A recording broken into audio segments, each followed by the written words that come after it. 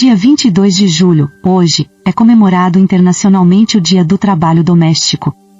A data foi firmada há 95 anos, nos Estados Unidos, já fazendo referência à luta por condições de trabalho mais justas. Atualmente, no Brasil, a data é simbólica e serve para lembrar o valor do serviço doméstico, mas não tem feriado constituído.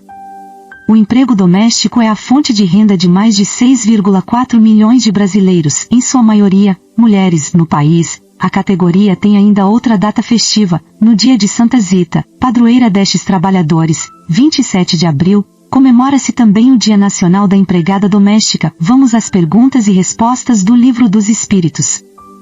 Vamos lá, Ariel. Pergunta 258. No estado errante, antes de nova existência corpórea, o espírito tem consciência e previsão do que lhe vai acontecer durante a vida? Ele mesmo escolhe o gênero de provas que deseja sofrer, nisto consiste o seu livre-arbítrio. Pergunta 258. A. Não é Deus quem lhe impõe as tribulações da vida, como castigo? Nada acontece sem a permissão de Deus, porque foi Ele quem estabeleceu todas as leis que regem o universo. Perguntareis agora por que Ele fez tal lei em vez de tal outra. Dando ao espírito a liberdade de escolha, deixa-lhe toda a responsabilidade dos seus atos e das suas consequências, nada lhe estorva o futuro, o caminho do bem está à sua frente, como o do mal. Mas se sucumbir, ainda lhe resta uma consolação, a de que nem tudo se acabou para ele, pois Deus, na sua bondade, permite-lhe recomeçar o que foi mal feito. É necessário distinguir o que é obra da vontade de Deus e o que é da vontade do homem. Se um perigo vos ameaça, não fostes vós que o criastes, mas Deus e tivestes, porém, a vontade de vos expordes a ele, porque o considerastes um meio de adiantamento, e Deus o permitiu. Agora a pergunta 259. Se o espírito escolhe o gênero de provas que deve sofrer, todas as tribulações da vida foram previstas e escolhidas por nós? Todas, não é bem o termo, pois não se pode dizer que escolhestes e previstes tudo o que vos acontece no mundo, até as menores coisas. Escolhestes o gênero de provas, os detalhes são consequências da posição escolhida, e frequentemente de vossas próprias ações.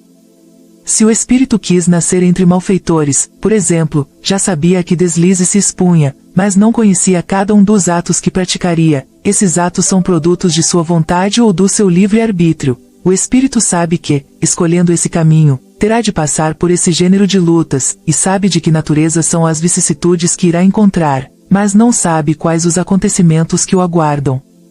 Os detalhes nascem das circunstâncias e da força das coisas. Só os grandes acontecimentos, que influem no destino, estão previstos. Se tomas um caminho cheio de desvios, sabes que deves ter muitas precauções, porque corres o perigo de cair, mas não sabes quando cairás, e pode ser que nem caias, se fores bastante prudente. Se ao passar pela rua uma telha te cair na cabeça, não penses que estava escrito, como vulgarmente se diz. Questão 260. Como o espírito pode querer nascer entre gente de má vida? É necessário ser enviado ao meio em que possa sofrer a prova pedida. Pois bem, o semelhante atrai o semelhante, e para lutar contra o instinto do banditismo é preciso que ele se encontre entre gente dessa espécie. Questão 260. A. Se não houvesse gente de má vida na Terra, o espírito não poderia encontrar nela o meio necessário a certas provas. E deveríamos lamentar isso? É o que acontece nos mundos superiores, onde o mal não tem acesso. É por isso que neles só existem bons espíritos. Fazei que o mesmo aconteça, bem logo, em vossa terra. Pergunta 261. O espírito, nas provas que deve sofrer para chegar à perfeição, terá de experimentar todos os gêneros de tentações? Deverá passar por todas as circunstâncias que possam provocar-lhe o orgulho, o ciúme, a avareza, a sensualidade, etc. Certamente não, pois sabeis que há os que tomam, desde o princípio, um caminho que os afasta de muitas provas. Mas aquele que se deixa levar pelo mau caminho corre todos os perigos do mesmo. Um espírito pode pedir a riqueza e esta lhe ser dada, então, segundo o seu caráter, poderá tornar-se avarento ou pródigo, egoísta ou generoso, ou ainda entregar-se a todos os prazeres da sensualidade. Mas isso não quer dizer que ele devia cair forçosamente em todas essas tendências. Pergunta 262. Como pode o espírito, que em sua origem é simples, ignorante e sem experiência, escolher uma existência com conhecimento de causa e ser responsável pela sua escolha? Deus supre a sua inexperiência, traçando-lhe o caminho que deve seguir, como fazes com uma criança desde o berço. Mas deixa-lhe pouco a pouco a liberdade de escolher, à medida que o seu livre-arbítrio se desenvolve.